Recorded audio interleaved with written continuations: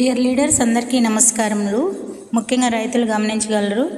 ఇక్కడ యూరియాను wastage granules తీసుకున్నామండి. యూరియాలో కొన్ని ఎర్రలు వేసాము, వానపాములు, అలాగే గ్రాన్యువల్స్లో కూడా వేసాము. యూరియాలో వేసినటువంటి ఎర్రలు చనిపోతున్నాయి, ఎందుకంటే ఇందులో కెమికల్ ఉంటుంది కాబట్టి.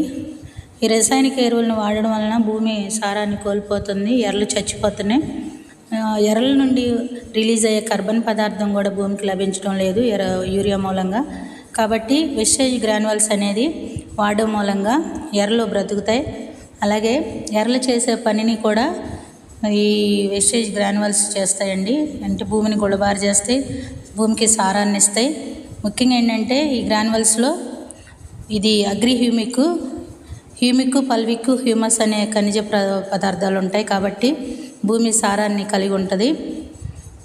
కాబట్టి ఈ ఏదైతే వెనక రోజుల్లో వాడేటువంటి సేంద్రియ పదార్థాలు ఉన్నాయో మరలా ఇప్పుడు అవి వాడాలని కేంద్ర ప్రభుత్వం కూడా ప్రమోట్ చేస్తుంది. రసాయనిక ఎరువులను తగ్గించి సేంద్రియ ఎరువులు వాడాలని గమనిక. Thank you. Wish you wealth.